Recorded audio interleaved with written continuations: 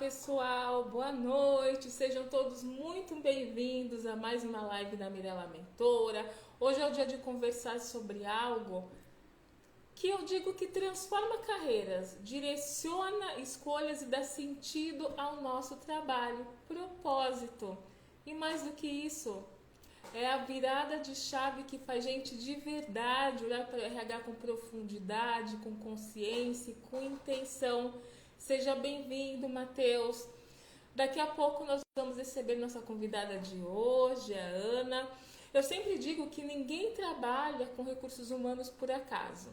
Ou a gente tem um chamado para servir pessoas com ética, ou a gente ainda vai passar por algumas viradas internas até compreender o impacto que nosso trabalho tem. E hoje eu trouxe a Ana, essa convidada, que é muito especial, alguém que viveu essa virada de chave na prática, que revisitou seus caminhos, suas escolhas e descobriu o porquê por trás de sua atuação. Daqui a pouquinho ela estará aqui conosco para nos contar sobre essa trajetória linda, que inspira, que carrega consigo essa visão humana, estratégica sobre desenvolvimento de pessoas. Mas até nossa convidada chegar, ela chegou, deixa eu colocar ela aqui dentro da live. E vão pensando já nas perguntas. Eu recebi algumas perguntas de vocês no direct sobre esse tema que é tão importante, o propósito. Temos que já pensar também no propósito para essa live, essa nossa entrega, justamente para vocês entenderem o que vocês buscam, vocês querem, e de que forma que vocês querem evoluir. Bem-vinda, bem-vinda, Ana. Prazer ter você aqui conosco, ter tanto insight. O pessoal está entrando, sejam todos bem-vindos. Antes de a gente começar esse bate-papo, porque a nossa live nada mais é do que um bate-papo, eu gostaria, por favor, que você se apresentasse para o pessoal, para conhecer um pouquinho mais da Ana. Tá bom, Mirella. Bom, primeiro, obrigada pelo convite. É sempre um prazer estar por aqui compartilhando ideias e batendo ricos papos. Eu sou Ana Oliveira, sou educadora, planejadora financeira e empresária. Estou à frente do É da Sua Conta, que é uma empresa de educação financeira para pessoas, para negócios, famílias. E muito feliz com o caminho que a gente está trilhando aí desde 2019. Mas antes da sua conta, eu trabalhei como CLT durante 22 anos em banco, sempre trabalhando na área financeira e gestão de pessoas. E muito feliz aí com o caminho que tenho trilhado no empreendedorismo desde 2019.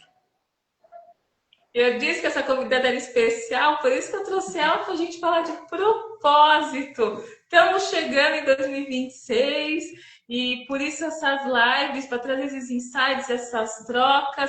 Então eu já quero te perguntar, Ana, até para inspirar quem está aqui conosco, porque tem muitas pessoas entrando, sejam todos muito bem-vindos, Silvânia, Fabiana, Jussi, Alan, não vou conseguir falar o nome de todo mundo, mas muito bem-vindos.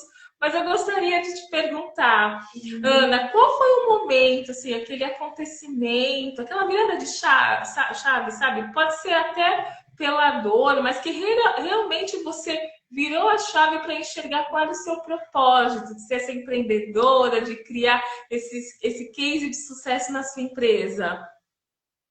Tá certo. Então, assim, a minha virada de chave, na verdade, tem que voltar lá em 2015. Eu não tô vendo os comentários, tá, Mirella? Então, se tiver alguma Eu pergunta, tô de olho. você me avisa. Tá bom. E lá em 2015, o que estava acontecendo na minha vida, né? Eu sempre, é tão interessante que essa é a boa notícia para quem não gosta de números, eu sempre fui endividada, sabe?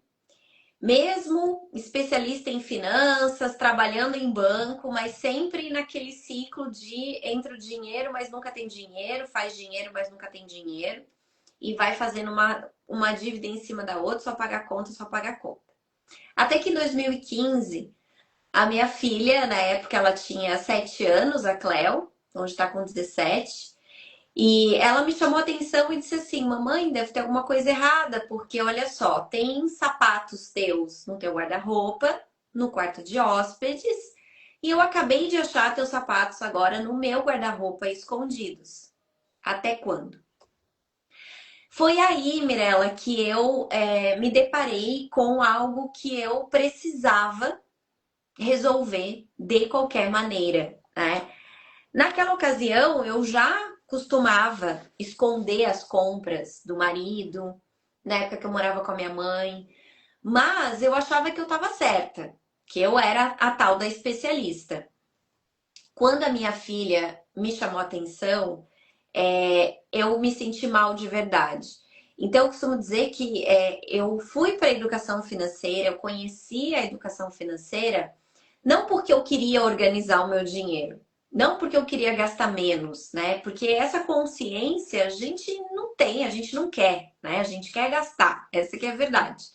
Sim. Mas eu percebi que eu precisava me tornar uma mãe melhor para minha filha. Foi aí que tudo começou. Só que foi apenas em 2019, porque até então eu fui me educar financeiramente para me resolver, para me curar. Só que nesse caminho eu conheci outras pessoas, principalmente mulheres, que estavam no mesmo lugar que eu, de dor, de vergonha, ao falar sobre isso, lidando com o dinheiro de uma forma muito pouco saudável.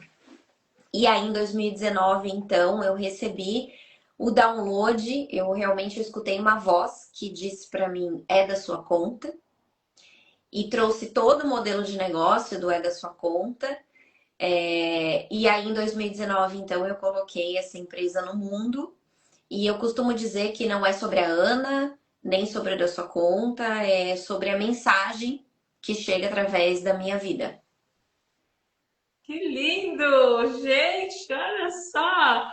Parabéns! Eu sempre digo que propósito nasce com consciência, né? E aos nossos filhos para nos ensinarem, mostrarem nossos caminhos, né? Linda a história da sua empresa. Olha que propósito maravilhoso que você tem. E de inspirar outras mulheres. Você trouxe um ponto que é verdade. Quem nunca, né? Nossa, eu tenho dinheiro, trabalho muito, mas não sobra. Normalmente não pensa no futuro, aí se a gente fala de educação financeira, a questão de investimento, mas é isso, é muito no dia a dia, na emergência, e as coisas não acontecem. A gente não consegue nos organizar ou realmente conduzir um propósito em algum processo. Você teve a consciência, identificou seu propósito, abriu sua empresa, conseguiu fazer essa virada de chave. Olha, gente, tudo isso é inspiração para vocês pensarem para o próximo ano.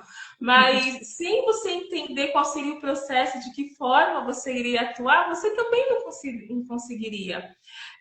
Eu recebi algumas mensagens de alguns seguidores quando eu disse que você estaria aqui. E assim, eu gosto de dizer que, independente de qualquer segmento, seja de recursos humanos, seja de financeiro, você também lida com muita gestão de pessoas, que é o nosso papel, nós lidamos com vidas, né? Com histórias. E eu acho tão importante quando a gente cruza esses nossos caminhos profissionais para trazer esses insights para o outro entender, nossa, eu estou numa situação semelhante, eu estou passando por alguma adversidade. Nós somos humanos. A gente às vezes acha que está no caminho certo e na verdade não está. E aí vem esses anjos de luz que são nossos filhos e abrem nossos olhos, porque começou por ela, achei isso tão lindo, tão fantástico. E são nossos anjos mesmo, né? Ser mãe é isso. Você citou que você tem esse trabalho também com as mulheres, por mais que aqui nós temos seguidores homens também, mas a maioria são mulheres, porque nós sabemos o quanto falta informação para nós mulheres, né? E ver que pessoas, que outras mulheres ou passaram, ou situações semelhantes, ou estão passando, mas como superaram? O que isso virou para fazer essa virada de chave, trazer um propósito lindo para conseguir se organizar e conseguir caminhar, e também inspirar outras mulheres. Isso é fantástico. Aí vem minha próxima pergunta, não é? Aí vem minha próxima pergunta. Eu tenho várias aqui que eles me mandaram, mas você até já está respondendo algumas, mas eu queria, até para quem aqui está na live, que esteja até passando por esse momento, como eu falei, de dúvidas, de incerteza, sabe, Ana? Porque às vezes a gente sabe, tem a questão do mental, tem a questão psicológica, às vezes você acha que não tem solução, né? Ainda mais quando a gente fala de finanças. Ah, não tem solução, eu só trabalho para pagar a conta, muita responsabilidade, normalmente de mulheres, eu tenho muitas mães solos aqui, e aí nunca sobra, né? Então, é aquilo, eu trabalho, trabalho, trabalho, o que eu faço para conseguir melhorar? Eu gostaria de saber se você tem alguma dica nessa sua vivência, na sua empresa, que você passa para os seus clientes, para os seus mentorados, que você poderia trazer de dica para fazer essa mulher que está com dúvida repensar e até dizer, opa, é esse o caminho, sabe? Acordar, sair da live com essa inspiração, acordar amanhã já decidida, vou agir dessa forma. Perfeito. Bom, então, primeiro a gente entender, como você bem colocou, que somos humanos. Então, não importa que estamos falando sobre dinheiro, os números eles só são uma representatividade da organização do nosso dinheiro, mas será sempre sobre nós. Então, o primeiro lugar que eu preciso olhar é treinar a minha mente de uma forma diferente do que a gente fez até então. Porque nós aprendemos a lidar com o dinheiro, cada um, claro, aprendeu de uma forma, mas a maioria de nós brasileiros aprendemos que a gente precisa focar em trabalhar, vamos estudar, trabalhar, arranjar um emprego ou abrir um negócio, fazer dinheiro, cada vez mais dinheiro, mas ninguém nos ensinou a comprar. Como comprar? Tem um monte de curso para vendedor, mas não tem curso para comprador, né? Então, como que eu compro para que eu possa atender os meus desejos momentâneos, mas sem também prejudicar o meu futuro? Então, é a gente treinar a nossa mente da seguinte forma. A gente está acostumado a quanto que eu recebo, vou gastar, se sobrar, eu invisto. E se faltar, eu vejo o que eu faço, né? Mas, na verdade, a gente deveria pensar assim: quanto que eu recebo, quanto que eu vou reservar para os meus sonhos, meus objetivos, de preferência e no mínimo 10% de tudo que a gente recebe, e eu vou viver com o que sobra depois de investir. Se a gente conseguisse fazer isso desde o dia 1, que recebeu o primeiro dinheiro na mão, a gente teria a nossa sustentabilidade financeira garantida para o resto da vida. A questão, né, Mirella, é que hoje muitos dos brasileiros têm um passivo aí para resolver, dívidas, né, comprometimento da renda, que muitas vezes acaba tornando quase que impossível esses 10%. Mas aí o ponto que eu coloco coloque como um objetivo quitar antes as dívidas. Perfeito, que a gente não pensa assim, né?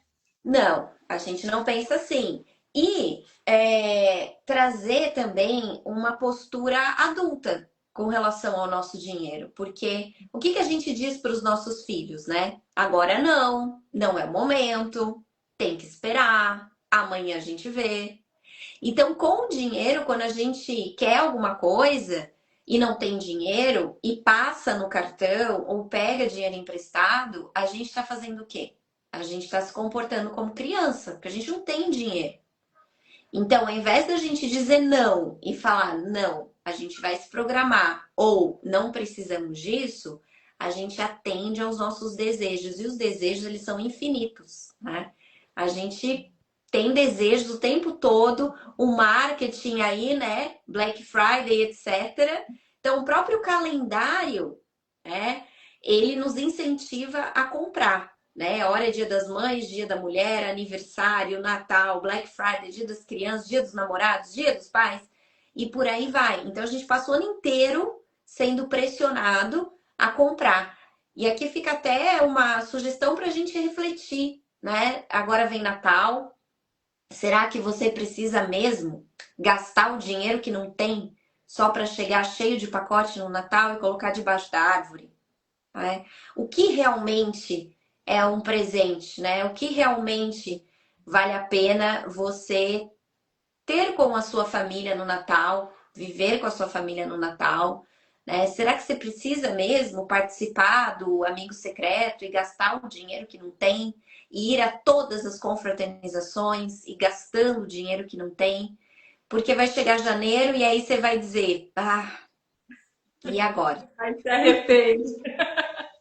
né? Exatamente, exatamente. Olha quantos insights. Você falou algo que é verdade. Nós temos algumas crenças, né? Porque nós somos criados, tem todo esse histórico, né? Que é trabalhar, pagar as contas e sempre se, é o se. Se sobrar, vou investir. Se. Nós não temos essa prática de que não, faz parte. Vamos primeiro guardar um valor para a gente realmente ter esse planejamento para não passar os apuros lá na frente. E a gente tem tudo isso na nossa volta, como Black Friday, bem na época que o pessoal recebe 13ª, aí o pessoal vai lá e gasta na Black Friday. Não pensam, não planejam. Gente, até um ponto importante, porque isso muda, faz muito, inclusive, mal para a nossa saúde mental, porque você naquele momento está comprando e está dizendo, uau, consegui comprar. Mas como a Ana disse, acabou o Natal, acabou as festas, vem janeiro, que é normalmente quando tem mais conta, que é a escola dos filhos, é IPVA, é IPTU, e aí você começa a pensar, nossa, o que eu vou fazer? Porque não se planejou. E quando a gente fala de propósito, como a Ana tem o propósito dela, nós também temos um propósito como recursos humanos, como gestão de pessoas, que eu digo para os meus mentorados, é de levar até esse treinamento de educação financeira para dentro das organizações, porque é nosso papel. Quantos profissionais, porque aí as facilidades existem, né, Ana? Empréstimo consignado, crédito do trabalhador. O que eu tenho visto de mentorados né, de profissionais que estão pegando crédito para pagar incêndio mesmo, e o depois? Como que vai fazer? Porque vai conseguir pagar? Você tem visto muito isso? Porque é imediato. Mas e Sim. os próximos passos? Demais. Você sabe que esse ano eu estive palestrando no Congresso de Recursos Humanos, da Associação Brasileira de Recursos Humanos, e infelizmente o que eu recebi de feedback dos profissionais de recursos humanos é dizendo para mim que se surpreenderam com a pauta educação financeira e o quanto impacta na produtividade das pessoas. Inclusive, isso já está mapeado pela Organização Mundial da Saúde, o quanto a saúde financeira impacta na saúde mental, né? Eu estive também, eu acabo fazendo muitas palestras em CIPATES, e numa delas foi assim uma situação bastante peculiar, que eu perguntei por que vocês pediram educação financeira, né?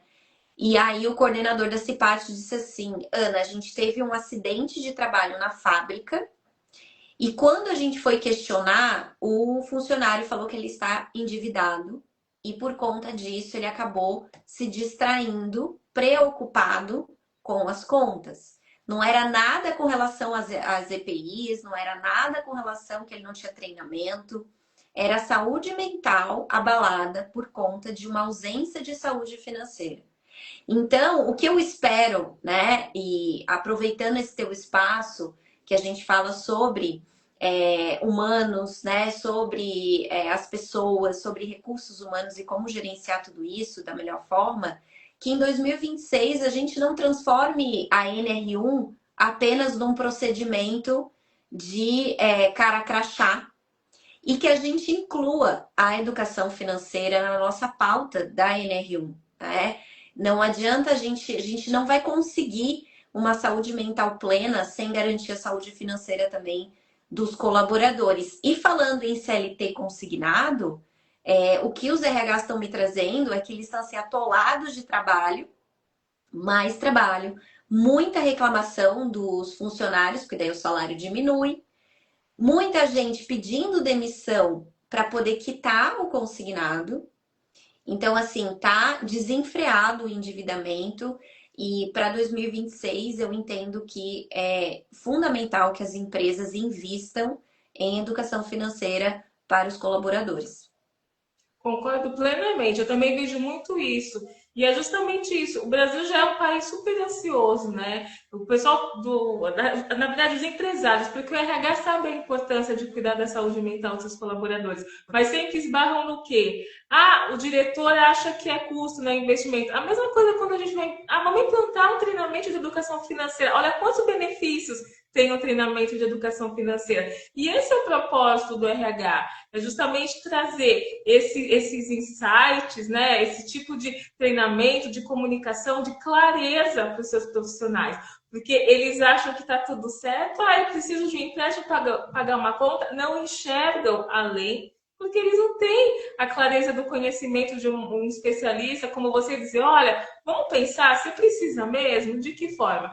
Aí, em contrapartida, atola toda a área de recursos humanos com um monte de processo, que eles têm que lidar com isso, lidar com a insatisfação, porque o RH também sofre, gente, da questão de saúde mental. Isso é um assunto sério para todo mundo. E as empresas têm que ter em mente que não é simplesmente porque agora virou lei. Nem deveria existir lei. As empresas deviam entender que tem que cuidar da saúde mental dos seus colaboradores. A lei veio realmente para forçar essas empresas a entenderem, olha, vamos cuidar do seu profissional, dessa pessoa. Esse é o propósito do RH. Por isso que eu acho tão importante essa troca com você, Ana, para o RH entender o quanto é importante se falar de educação financeira dentro das organizações. Se a própria Associação Brasileira de RH já sabe, isso já faz tempo. O próprio RH já sabe. Mas aí vamos para uma outra pergunta, uma outra dica para você. De que forma você acha que seria mais assertiva para um profissional de RH trazer essa pauta dentro da empresa para conseguir mesmo colocar dentro do seu ano de treinamento e desenvolvimento o treinamento de educação financeira? Que dica que você dá? Bacana, boa pergunta. E vários profissionais do RH me perguntam isso justamente, Mirella, pelo que você falou. O profissional do RH entende essa necessidade, né? Até porque ele estuda pessoas e sabe da importância do desenvolvimento das pessoas para aumentar a produtividade, melhorar a qualidade de vida do colaborador. Só que esbarra no empresário, na empresária, na diretoria, que está olhando só o custo, entendendo que é um custo. Então, assim, o primeiro ponto, né? Empresas, nem todo mundo sabe disso. Empresas que estão enquadradas no lucro real podem compensar do imposto todo o investimento que fizer no ano em treinamentos. Então, esse já é um Olha ponto. só. Pode compensar até 4% do faturamento anual. Então, se é uma empresa que fatura, sei lá, 10 milhões no ano, pode compensar até 400 mil reais em treinamento. Então, já tem de onde tirar o recurso, né? Sim. Depois, falando de educação financeira, nós aqui da Sua Conta, por exemplo, nós temos convênio com cooperativas de crédito. Então, a gente consegue fazer um trabalho em conjunto. Então, a cooperativa de crédito paga a palestra, o treinamento e leva até a empresa, claro, com a troca de também falar sobre cooperativismo e a cooperativa de crédito. Mas o que eu costumo dizer, os bancões não fazem isso, né? Então, esse é um outro canal que não precisa sair do bolso da empresa. Depois é a gente argumentar para o empresário onde dói mais, né? Que é processo. Então, lá, inclusive, num painel que eu participei na BRH aqui de Blumenau, tinham 2 advogados participando do painel.